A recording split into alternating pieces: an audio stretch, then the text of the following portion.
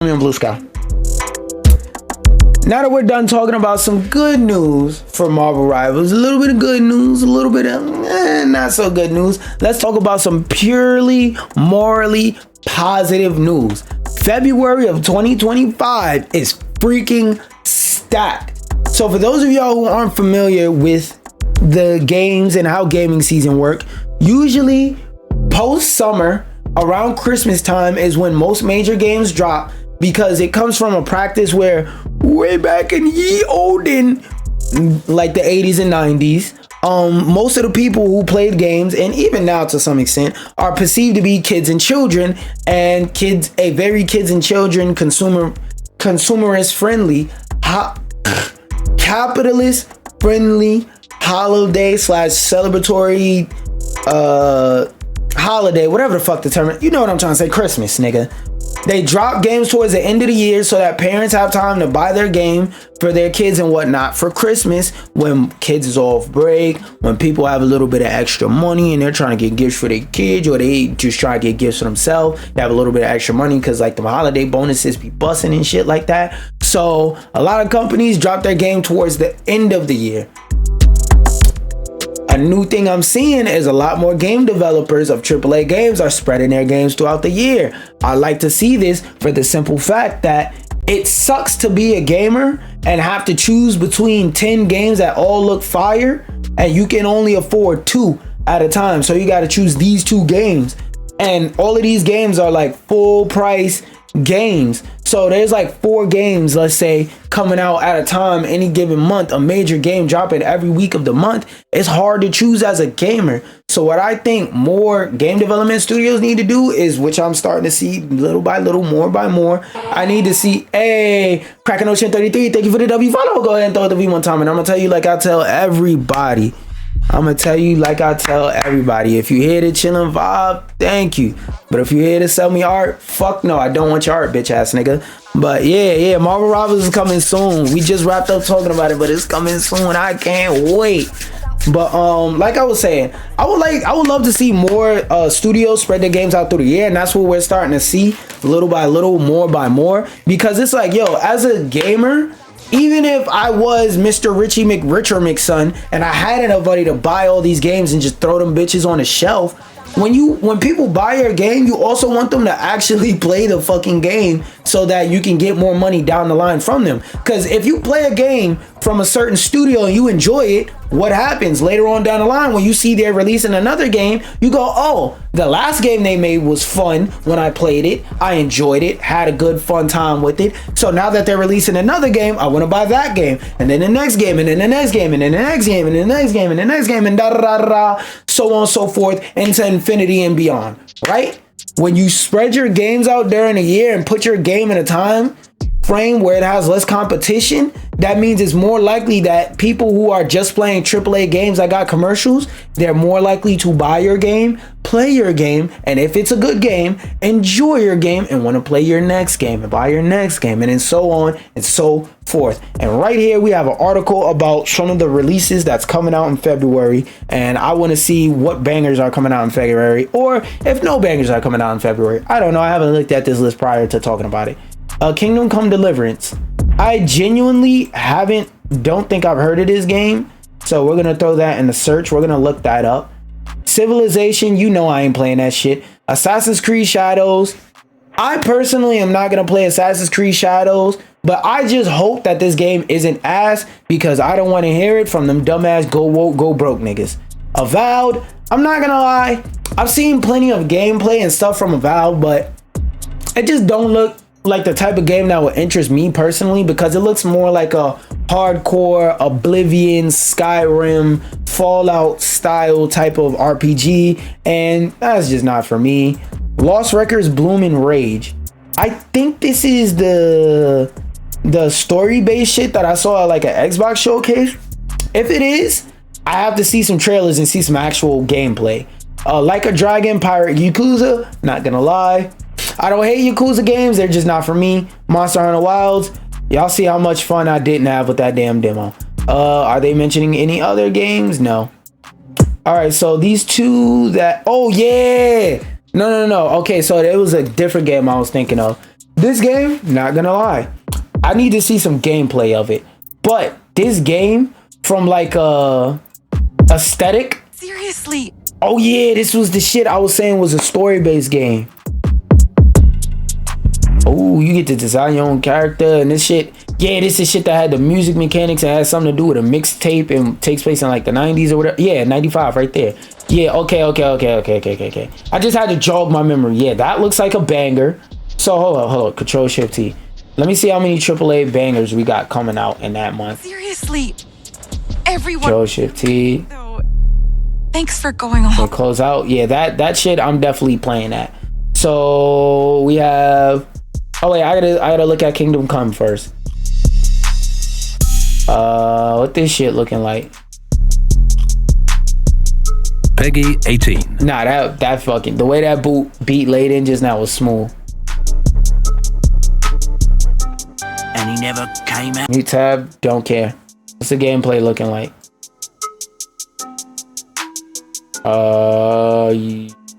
Riding on a horse, riding on a tractor. So it looks like another one of those hardcore RPGs where you walk around and talk to niggas for hours and hours. Like, dude, like, what is this game about? Are you designing a farm? Are you fighting people? Okay, you got a bow and arrow. Oh, I remember seeing this game. This was the game that I saw and I was like, it looks slow as shit. It don't look fun. And then on top of that, it has For Honor at Home mechanics. Yeah, I don't know about that one. So that one, I'd have to wait till it come out and see like the actual first, let's say 20 minutes or get a demo or something for that to try out the game to see if I like it. So Kingdom Come, I don't know, up in the air. So out of this is what? 1, 2, 3, 4, 5, 6, 7. Okay, so let's open up a new tab. So what? Where is the percentage bar? What percentage of is 7? So, all right. This game I'm not sure about, so we'll give it 0.5.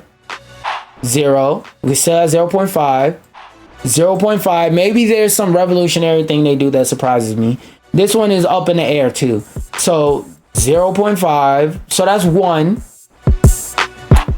I'm not saying it's gonna be trash, but I'm not gonna like it. 0.5. We got 1.5, 2.5. This is gonna be a good game. I'm just not gonna enjoy it. 3.5, and then Monster Hunter fans will enjoy it, so I'll say 0.5. But for my score, we'll say that's 3.5 or 4. What percentage of? Oh wait, I put them in the wrong place. That was probably my bad. The percentage of 7 is 3.5.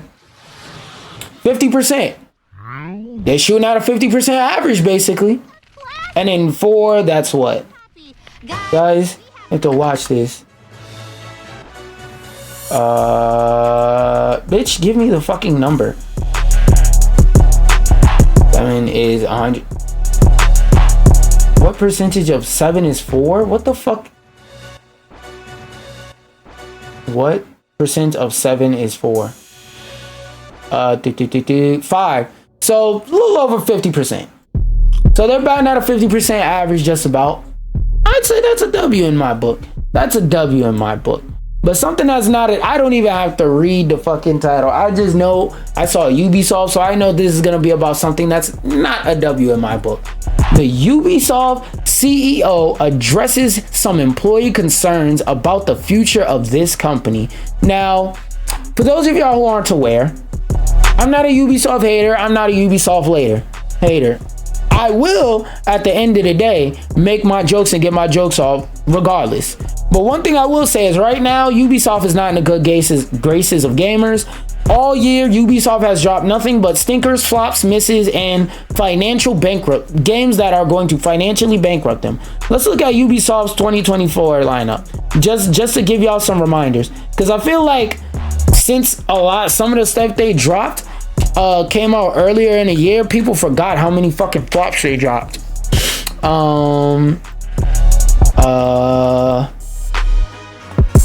Let me put every Ubisoft game. Yeah, just every Ubisoft game, and just go to 2024. 2020 present. Wait, nope, not that one. Exit out of that. Okay, release date. Boom. That's to be announced. 2026. Okay, starting from November 2024, they dropped the NFL Primetime Fantasy mobile game. That's gonna make them money through microtransactions. Mobile game. Champions, Tactics, Grimoire, blah blah blah. This, for those of y'all who don't remember this game is based off of NFTs, meaning this game doesn't make money. And if it being based off of NFTs and not being able to even make them a quick buck because people don't like that shit didn't make sense. On top of that, the game was literally unplayable because somebody glitched out the online and broke it so that people couldn't play it. Just Dance, not gonna lie, this game, microtransaction. This game is a microtransaction song simulator. Once you buy one edition of Just Dance, you're literally just buying updates after a certain point. Nobody gives a fuck. This is just a Switch release. This is just an Xbox release. Just Dance VR, just a VR release. VR, Monopoly for PS4. Don't know why that came out. Monopoly for PS5. Don't nobody give a fuck. Monopoly. Fucking Monopoly again. Monopoly. They dropped 17 editions of Monopoly. Star Wars Outlaws. Spent $100 quintillion on this fucking game. Flopped. Star Wars Outlaws Beyond Good and Evil 20th Anniversary Edition. It's a fucking re-release for PS4. The fuck out of here. That shit ain't make them no money. Same re-release on PS5, Switch, Xbox One. Battlecore Arena. What the fuck is this? Oh, early access. So they didn't make no money off of this. Unless they charge for early access. Rocksmith Plus. The fuck is that even? It's a music education service. Whatever money it was making them, it's probably breaking even. Not gonna lie. Assassin's Creed Mirage. Fucking flopped on every platform it dropped on. Because niggas didn't love that. Rabbids game. Now I know that shit didn't make them money. Nobody knows about the Rabbids IP. The Rogue Prince of Persia. Early access. Did make money off of it. X-Defiant, that shit's shutting down because it was such a financial player. Gwen's Getaway, it's a mobile game that's also on. Oh no, that's a different game. Game is so irrelevant, doesn't even have a Wikipedia page. You know the shit didn't make the money, and even if they even made the game, they might have just published it. Valiant. Rainbow Six Small, that's a mobile version of Rainbow Six. This is the thing that's keeping them from losing money. Invincible Guardian of the Globe, a mobile game based off of the back of Invincible. It's not making them money. Flop Skull and Bones, the game that they was forced to release by the damn government, by the Chinese government, the government in Hong Kong or whatever. Prince of the Persia Lost Crown, great game, actually a great game. I actually played it, and I wasn't one of the people who Black Prince of the Persia. I actually played this game. The game was fucking fun. Nobody else played this game. January, and then everything else is last year. Oh yeah, coming into this year, they ended off last year with a banger ass flop. This game was an average out of 10. So they went from dropping an average out of 10 game to dropping a great game and then dropping a bunch of bullshit for a whole year. Just dropped a bunch of bullshit. Ubisoft has been taking a lot of L's and been putting out a lot of bullshit. So currently, their CEO is addressing the employees' concerns about the company's future. Because if y'all don't know, Ubisoft all year has been under threat of hostile takeover, because basically a lot of the bigwigs and investors behind the scenes are saying, yo, all the games are... Hey, stop that, sir. Thank you. Good boy. A lot of the bigwigs and people behind the scenes have basically been saying, yo, Ubisoft as a company fucking sucks.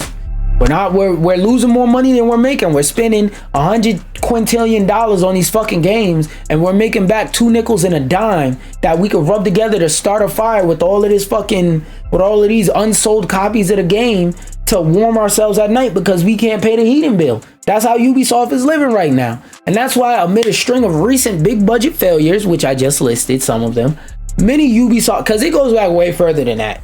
Those are just the ones for this year. Also, the Pandora game, the Avatar game, that game flopped too financially. Wasn't a bad game. It was a 6 out of 10 game, but fucking flopped.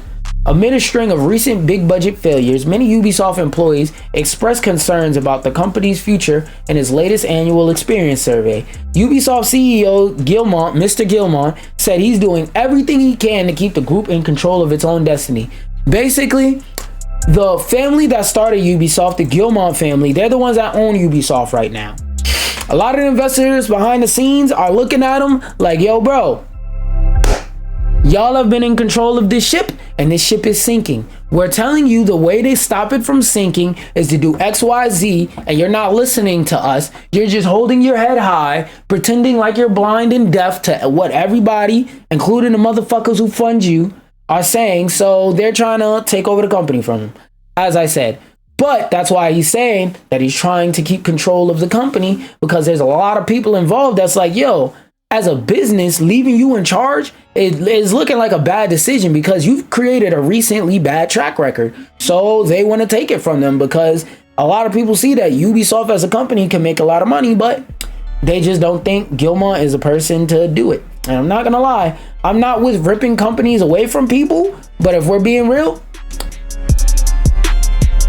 if they do manage to rip it away, I'm not going to be surprised. You did it to yourself partially, not going to lie. Now, does that mean it won't be sad to see somebody lose a company they built up themselves from the ground up? Yes, it will be. But the way businesses work is if you are in lead of it and the business starts failing, even if it's not your fault, nigga, it's your fault. That's how business and being a leader works. When you're a leader, you accept all L's, whether they were caused by you or not. Assassin's Creed Shadows is Ubisoft's only near-term opportunity to begin getting out of its current rut. Ubisoft CEO Yves Guillemot addressed some scroll down some. Ubisoft is still striving. I want you to know that all my energy is focused on finding the means to guide Ubisoft through these turbulent times, Guillemot wrote, adding that he and his team are still working tirelessly on trying to figure out how to make these fucking games better and keep control of these companies. I'm not gonna lie, actually market the fucking games. That's one way. Start understanding the people who play your games. That's another thing to do. But nah, just keep pumping out bullshit and charging people more and more. Keep inflating the price and taking away features. To end that, the company will soon introduce several initiatives to address questions raised by its staff. I'm not gonna lie, if I worked at Ubisoft, I wouldn't be doing no work. I'm not coding a single fucking thing. You know what I'm on? I'm on Indeed, Job Monster, fucking what's the name of the professional one? Oh, LinkedIn. I'm on all them websites right now looking for any other studio that's looking for talent. Because I'm not gonna lie, they're not doing a good job at giving the talent a hope that they're gonna make money in the future to be able to pay them. So at the end of the day, let's say you grew up and it was your dream to work at Ubisoft, but now you have a little shorty on the side, you got some kids, maybe you got some parents that retired or some grandparents, maybe you got some little brothers and sisters that you like taking care of, helping your mom take care of while they still young and giving money and shit like that. That requires money, a job, no matter how much you like. And this is the most optimal situation for Ubisoft, for somebody trying to cling to hope while the ship is drowning. Well, instead of trying to cling to some driftwood and swim off the ship that's clearly sinking, or trying to get to the higher part of the ship where it's not sinking, they're trying to hold on to some driftwood on the side of the ship that's sinking and being like, I have faith that the ship will start to rise magically. So that's best case scenario. Realistic scenario, niggas is just trying to get a check and they say Ubisoft don't seem like the worst place ever, I'm gonna go work there. They go work in there, that check look like it's not gonna be secure 2 to 3 years down the line. It look like 2 to 3 years down the line, this company ain't gonna exist for me to want to get a check from them. So what I'm gonna want to do? I'm gonna want to hop shit. You get what I'm saying? These efforts will aim to streamline development and bring back a daily focus on creation. At a video game studio, how the fuck do you lose the daily focus on creation? Like, I'm genuinely curious. I genuinely want to know, in a field that is mostly about producing and monetizing creative works, how the fuck do you lose focus on that? And how the fuck do you deprioritize that? Like, I genuinely want somebody to explain to me. Like, if whether it's you're a video game developer or a business person who works in the gaming sector, I genuinely want somebody to explain this quote to me. What the hell you mean you're trying to bring back a daily focus on creation? Bitch, your whole job is to create games. Was niggas just sitting around playing hacky sack and not creating games? Nobody's creating code. Nobody's creating models. Nobody's creating voice lines. Nobody's creating goddamn voice recordings. Like, what the fuck you mean bring a daily focus on creation? What was you niggas focusing on before? A goal Ubisoft has already emphasized when launching a probe into its practices in September 2024. Gilmore's memo also saw him label the decision to axe XDefiant and close down its San Francisco and Osaka studios as difficult. Yeah, because that's a lot of people that gotta lose their jobs because you made a shitty decision. Conceding that the company's intense efforts to challenge Call of Duty were not enough. There's a life lesson here. Stop trying to be the next so-and-so and be the first you.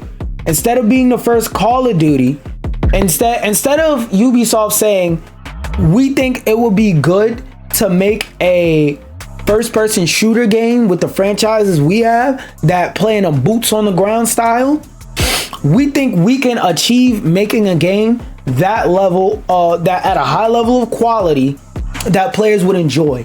Instead of focusing on being the first XDefiant, you're trying to be the next Call of Duty.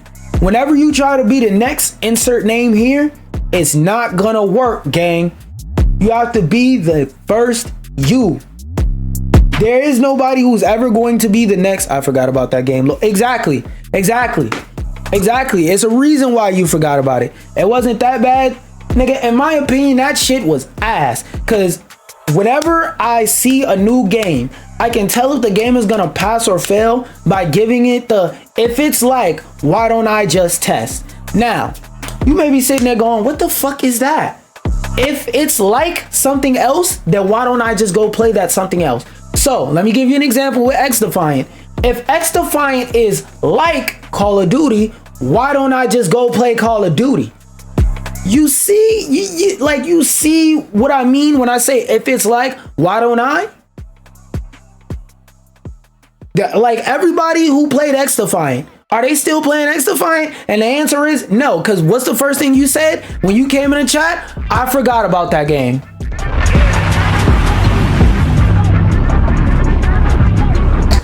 Point proven before it even came up. Point proven before it even came up. And that's not to attack you or anything. I'm just saying the first thing you said when we was on this topic of XDefiant was, I forgot about that game. Most people, once this shit dropped, once this shit came out, everybody forgot about XDefiant. You know why? Because XDefiant was trying to be the next Call of Duty. And you know what that achieved? That was a Call of Duty waiting room. So everybody that was on XDefiant, as soon as Call of Duty happened, what did they do? They went to their home screen, they hovered over XDefiant, they select delete, and they downloaded this shit. So if you're just a Call of Duty waiting room and a good Call of Duty comes out, the fuck you think is gonna happen? So like y'all get what I mean though when I say if it's like so and so, then why don't I just go play so and so? If it's like Call of Duty, why don't I go play Call of Duty? And also, one thing you gotta keep in mind is XDefiant is a new IP. It's really hard to get somebody to play a new IP, period. Even if you have all their stuff intertwined and intertwangled into it, it's hard to get people to play a new IP. You know why? Because people have been playing Call of Duty. This Call of Duty is the 6th entry in a sub-franchise in Call of Duty. Do you know how fucking crazy that sentence is? This is like real shit. This is like Call of Duty 20, my nigga. This is like Call of Duty 20. Call of Duty has so many games in its franchise. There are 2 Modern Warfare franchises. There's Modern Warfare 1, Modern Warfare 1, Modern Warfare 2, Modern Warfare 2, Modern Warfare 3, Modern Warfare 3. That's 5.5 different games, because the second Modern Warfare 3 was really just a DLC to Modern Warfare 2, but that's 5 games in one franchise, and each of those games have the same name but are completely different games. There's Advanced Warfare. There's Black Ops 1, 2, 3, 4, which was 5, which was Cold War. 6. There's Modern Warfare, Advanced Warfare. There's Call of Duty Ghosts. God damn it. There's Call of Duty Vanguard, Infinite Warfare. Like, bro, people have been playing Call of Duty for the past 10 plus years. What the fuck makes you think that your game that's just another Call of Duty clone coming in? Was it Infinity or was it Infinity Warfare? Either way, the point is gotten across. Niggas have been playing Call of Duty for so long, I can't even remember the name of all the Call of Duty games. Okay? That's how many Call of Duty games there are.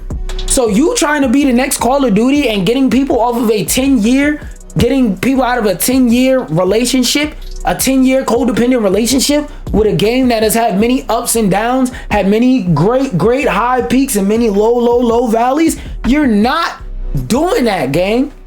The average nigga that plays Call of Duty is not getting off COD. And if they are, what did I say earlier? That shit was a waiting room until this dropped. And this is dropped. So once this drops, they're gonna drop your game as well. But let's go back to the article.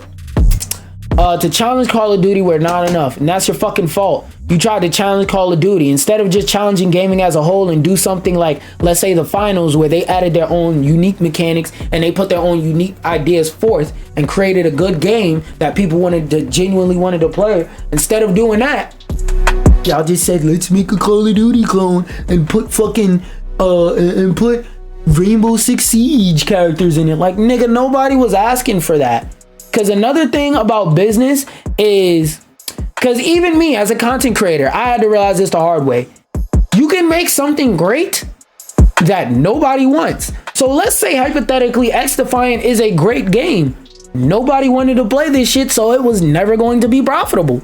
Same thing with Prince of Persia: The Lost Crown. That's why I say Ubisoft's biggest problem right now is understanding their consumer. Because yes, Ubisoft, Prince of Persia: The Lost Crown, fucking fantastic game. Nobody wanted to play that shit. Nobody wanted to play a fucking side scroller Prince of Persia. I will play some shit like that, but I am a hardcore gamer. The general Prince of Persia fan is somebody who's fucking 40 years old, 35 years old, and who probably is just playing Call of Duty mostly because they got kids and they ain't got time to get wrapped up in a story game and all this other shit. So like, that game was just doomed to fail from the start. And part of business is you really got to put your feelings to the side and say, how can we find a happy medium between some shit that'll make us money and something that's good in the eyes of gamers? And X Defiant was neither one of those things. All eyes are now on Assassin's Creed Shadows. Yeah, like I said earlier, basically if Assassin's Creed Shadows comes out and it's ass, not only will Ubisoft just end up in ban world, they're gonna be on timing. They're gonna be, their studio is gonna collapse. Their whole lungs, rib cage, and all their other body parts is gonna collapse and crumble. Not only is that gonna happen, but all those go woke, go broke niggas is gonna, oh my god, they're gonna have a big ass clip of ammo. And coincidentally, speaking about go woke, go broke niggas, let's talk about an episode of a TV show based on a video game that go woke, go broke niggas successfully helped kill. Not by themselves, but they successfully did help kill it. The creator of Secret Level says he can't see any reason why he wouldn't release the Concord episode, so who's going to tell him? The end result is we have an interesting story with a beautiful piece of animation. Now, for those of you who don't understand why this is happening, apparently the creator of Secret Level is close friends, cool friends with the people who made Concord. Now again, if you want to see my unbiased feelings on Concord, which is the same feelings I hold now, but just in case you don't trust my input, you could go back and look at my video I released when Concord first came out, and I played the fuck out of it, and I played it for like 6 hours. I got like 6 hours out of that game in like 2 days, bruh. Like 2 days. And my total hours on that game was like 10 or something like that. So I got mad time on that game in like 2 days, and bruh, game was really fucking fun to me, but most people didn't even know it existed, so most people didn't play it. When it comes to Concord, he's close friends with them, and the game was cool and good and all, and one of the main things that made Concord stand out to me is that they were promising that in the future, and this is why I say whenever a developer promises, oh, we promise you we'll do something in the future, I don't give a fuck what you promise me until I see it. Until I see it, that shit don't exist. Basically, what Firewalk Studios was promising was every week they would come out with a different story-based cinematic that added on to the story and lore of Concord that was going to be fully animated, whether it's in-game in the game engine or whether it's animated or stylistic, we'll never know. But they said that every week something else animated was going to come out. So part of what was supposed to help with that is they were getting an episode in secret level that was going to add to the lore of the show, of the game. I mean, the show was going to add to the lore of the game because this show is an anthology, so not all of the episodes are strongly connected together. So they had the freedom, creative freedom, to do something like that. Now that the game doesn't exist, Sony delisted it and came out and publicly said, hey, not only did we shut down the studio, we have no intention of ever bringing this bullshit back. This episode is literally an episode of a TV show based on a game that was only playable for a total of 14 days. For 14 days, this game was playable. I really want people to realize that. For 2 weeks, less than a month, like less than a third of a year, less than a fifth, less than an eighth, less than a tenth of the year, this shit was playable. Let's keep going though. Ever since it became official that Concord, oh wait, no. I mean, we have games in the mix that are no longer like Unreal Tournament. This one not being out there was different, of course, but the end result is we have an interesting story with a beautiful piece of animation that people worked very hard to produce, which from the stuff I've seen, that does look like it's true. Started a sentence off with a conjunction when you, oh actually no wait, this is a quote. Speaking is different. I'll give you a pass on that one. I can't see any no, actually fuck that. You type this out, bitch ass nigga. You could have stopped that. Yo, why are we starting sentences with conjunctions? God damn, bro. I can't see any reason why we wouldn't put it out there for the fans, like me. I know people like to point and go, what are they doing? Or why would they do this? Because a lot of people like to spit on Concord's grave.